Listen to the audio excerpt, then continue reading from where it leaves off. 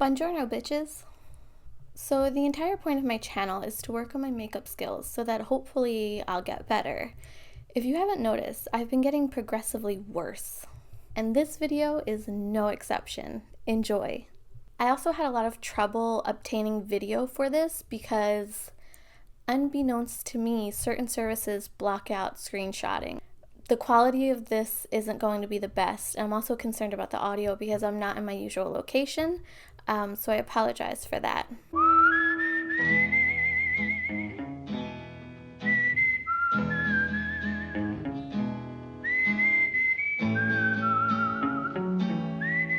A Face in the Crowd was released in 1957 and starred Andy Griffith in the title role of Lonesome Rhodes, which was a role unlike anything he had played before and very much unlike his public persona.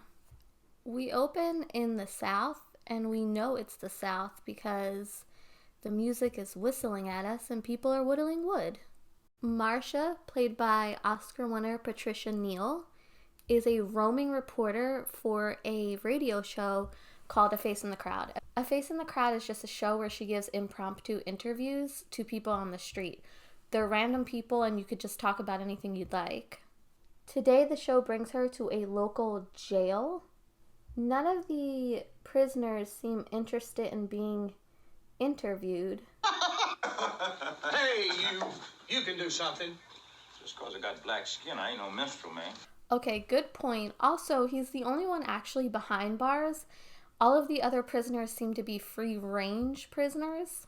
They tell Marcia there's a prisoner there by the last name of Rhodes who might be interested in being interviewed. He's sleeping right now and he's not very happy to be woken up. The sheriff promises him that if he does the interview, he'll let him out the next morning. Lonesome thinks that he's warming up and he starts singing a little ditty about being a free man in the morning. He's regaling stories from his life and he's actually very funny. He also starts talking about his guitar in a very romantic way. You know, I never have seen a woman I could trust like this old guitar. Love my mama guitar. Men don't ever change. This guitar, it could basically be a PS5 today. After the interview, Marcia takes the tape of Lonesome to her uncle, who owns a radio station. Her uncle is really impressed by the tape of Lonesome, so they call the sheriff and ask to speak with him. However, Lonesome is already on the road because he had been freed that morning. So Marcia and her uncle go looking for Lonesome on the dirt road, where they find Lonesome and his fellow inmate Beanie hitchhiking. They try to convince Lonesome to come with them so that he could be on the show. It's not an easy sell though, and he looks at Marcia like she's delicious. And why not? She's exposing her provocative jugular vein. Lonesome agrees to go with them and appear on the show again, and Beanie gets the fuzzy end of the lollipop. He can't even get a ride. They get him a hotel room so he can clean himself up, and he tries to shoot a shot with Marcia, but she's not really interested. Ladies, or I guess I should say girls, the boss lady of this here program just shoved a piece of paper at me, says I ain't got but 3 more minutes. He starts going off and riffing about how men don't appreciate the housework that women do. Ready to add on a verse about being a free woman in the morning. I bet a whole lot of you dream about that sometimes with all them breakfast dishes piling up in the sink and them cranky husbands to get off to work. Well, goodbye, dear. I'm late for work. I hate to talk against my own kind. They think running a little water over a dish is all there is to it. They never see you cleaning the grease out of the sink or wiping out of the oven the beef gravy or the apple juice that sizzles over the side of the dish onto your grill. Now, how would he ever know that? Lonesome really strikes a chord with the audience because he's talking to the women who at the time were only really targeted by the media to sell domestic products. Nobody really cared about what they thought or felt. Fan letters start pouring in and sponsors are calling the radio station because they're interested in buying airtime during Lonesome's show. Marcia takes Lonesome to a diner where a young Hillary Clinton serves them beer and she gets to know him. Where do you come from? Oh, Marlowe. What'd your father do? Ran off and left us when I was knee-high to a beer barrel. While at the diner, the sheriff is there, the one who let Lonesome free, and they get into a fist fight. The next day on the show, Lonesome tells his audience that the sheriff is basically only good enough to be dog catcher. He's so influential in the local area that people bring their dogs to the sheriff's house to show solidarity with Lonesome. I look like the white Jesus. After Lonesome causes another scene when he tells the children in his audience to go to his boss's swimming pool to cool off, another agent calls, and Lonesome is able to negotiate a really sweet contract for himself. All of his fans gather at the train station to give him a send-off, and Lonesome starts showing his true colors. Bye, Lucy. So long, Luther. You write to me now. I'll be thinking of you, good people. Well, I'm glad to shake that down. I'm going to give those signs a 0 out of 10. First of all, how are all of the letters so symmetrical? There are no magazine cutouts, there's no glitter, there are no puns. The Lambs are killing it in the sign game. Marcia introduces Lonesome to Mel Miller, played by a young Walter Matthau, and by young Walter Matthau, I mean he looks just like old Walter Matthau. It's clear that he and Lonesome don't really take to one another. The televised show that Lonesome was offered is trying to manufacture a country image for him, which is very strange because he already is country. But Lonesome decides he's going to just be himself. So he does what he always does. He starts telling stories, and National Fertilizer is a sponsor. His sponsor is poop. You know what? Let me not even say anything because I don't even have a sponsor.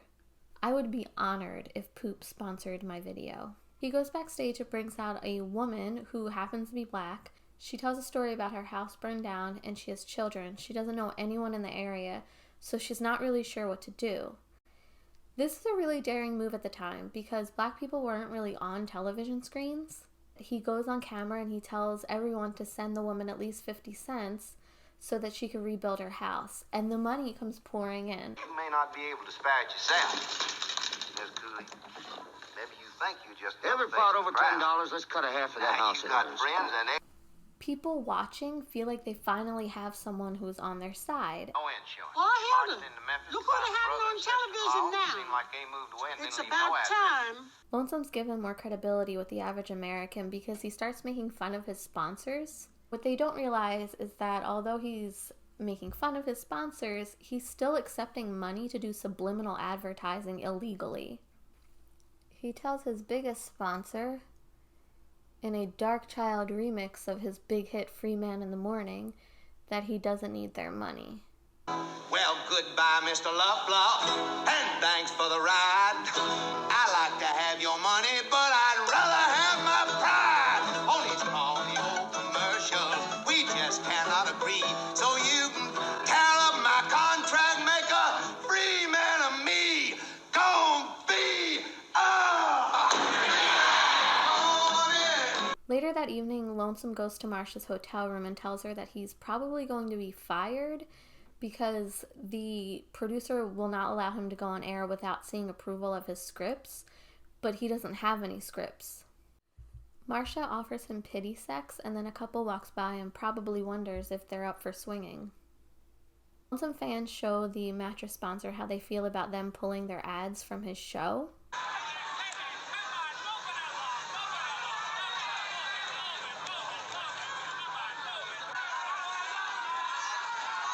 Still weak in the sign game.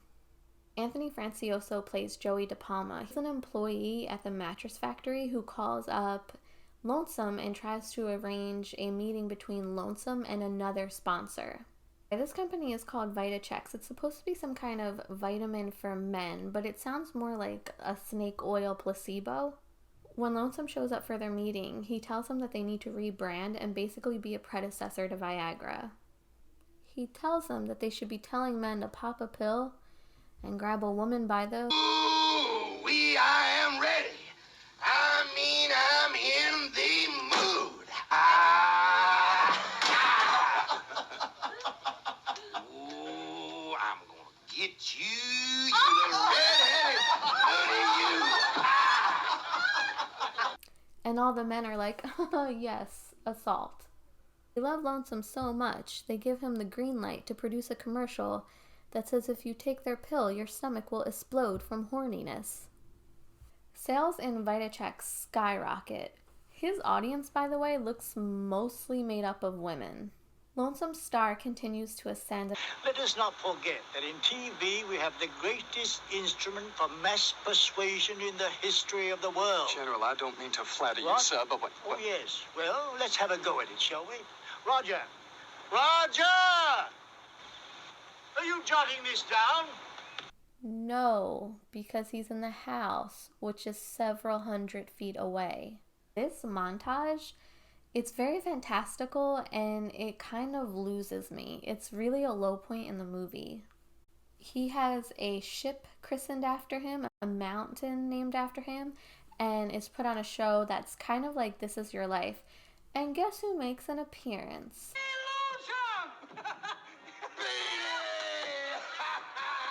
Beanie starts working for Lonesome. It's one of those MC Hammer situations where Beanie doesn't actually do anything. He's only employed because he's a friend. Lonesome does do some good. He raises money for sick children while simultaneously shaking one in a wheelchair. At this point, Lonesome is a rich man living a high life. He calls Marcia over one night for a booty call and vents to her about how lonely he is at the top.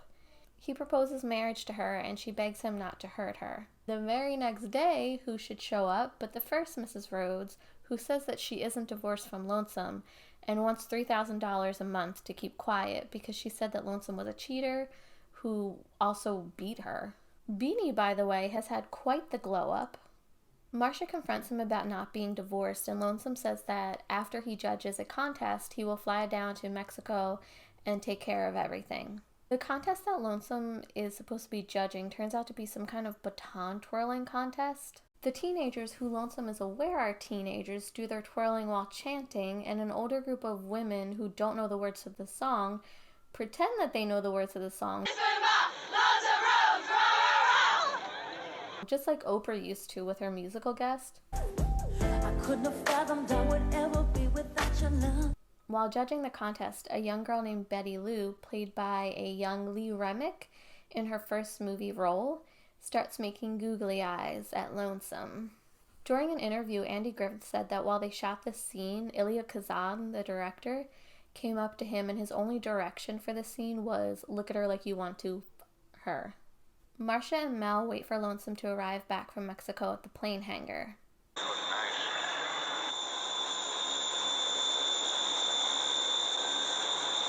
What is this bitch doing? Lonesome gets a Beatlemania-style welcome while the police are outnumbered by the mob.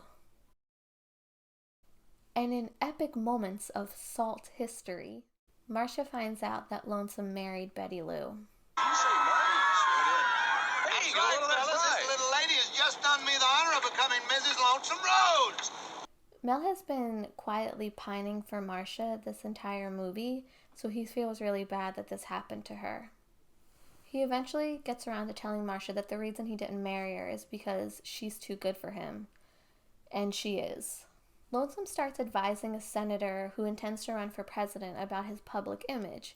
He tells the senator that he needs to be more accessible to the public. He needs to be more relatable and show that he has a sense of humor about himself. Which isn't bad advice, except if this entire thing is manufactured and fake, then what's the point?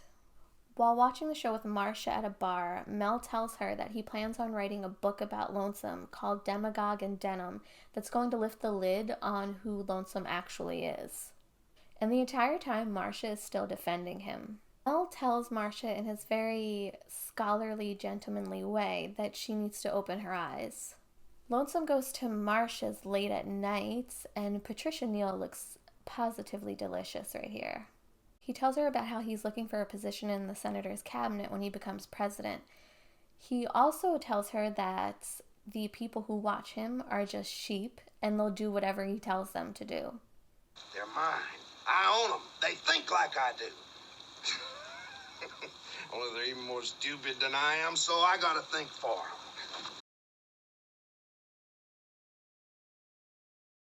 During a break period, when Lonesome thinks that he's off the air and they can't hear him, Marcia turns the camera back on and turns his mic up.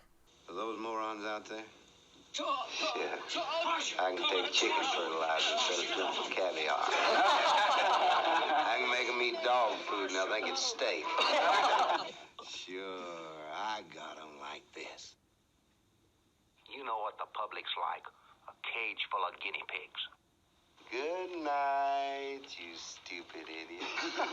She exposes the world to who Lonesome really is. Well, you can just tell him from me that I'll never listen to his filthy program again. Slobs, are we? Well, you can tell Lonesome Road from me. I knew he'd open his big yap once too often and blow my 3Gs. Who is his ex-wife partying with? Movie ushers? At this point, Lonesome doesn't know what just happened. He immediately leaves the taping of his show to attend a dinner for the senator, and we get this gem of a metaphor. Lonesome Rhodes Express, going down. All the way down, lad. Yes, sir.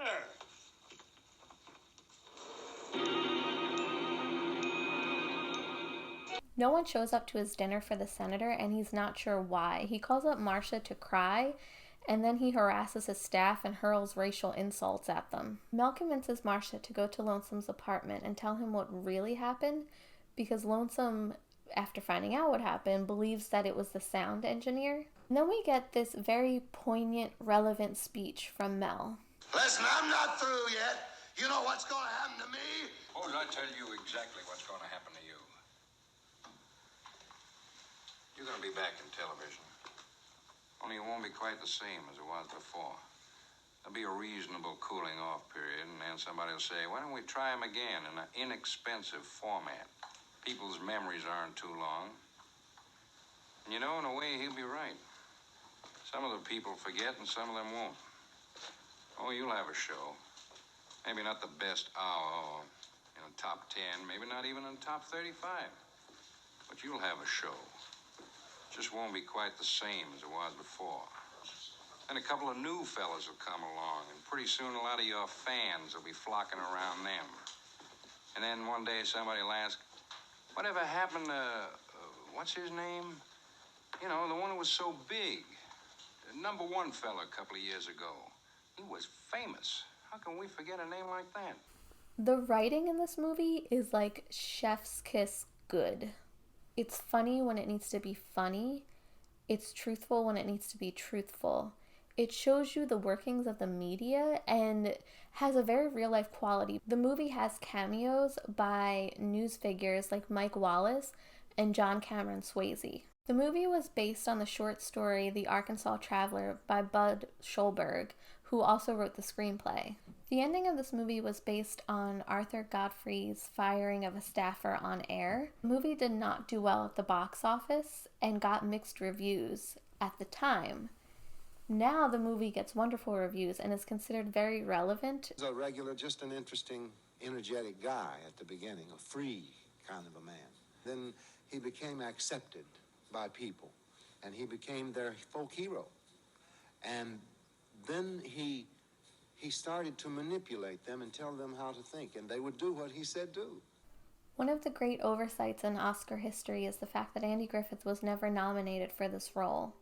Andy Griffith once said that this character absorbed him so much that he told director Elia Kazan never to do that to him again. Andy also said that in order to get into character, before shooting a scene, they would have chairs for him just to throw around so that he could build up his anger. Anna Hill Johnstone, who was paired with director Elia Kazan often, was the costumier for the movie. It's referenced a few times in the beginning that Lonesome only owns 2 shirts, the one on his back and the one in his suitcase. And in the beginning, that is all we see him wearing. As he makes more money, he starts wearing these very bizarre, I guess you can describe them as hillbilly suits. And by the end, when he's trying to break into politics, he's adopted a much more polished look. It really shows how people change once they get money. Marcia's wardrobe, on the other hand, is completely consistent throughout the entire movie. They keep saying that she's a nice, respectable girl, and that's exactly what her wardrobe looks like. Her dresses are very high neck, they're not form-fitting at all. Even her purse resembles a child's Easter basket. The only time when there is a slight change in her wardrobe is when she's kind of depressed and the colors become darker.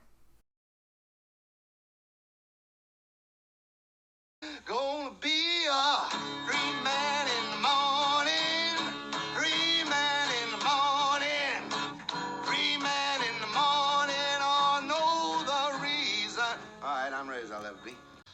I'm not just an entertainer. I'm an influence, a wielder of opinion.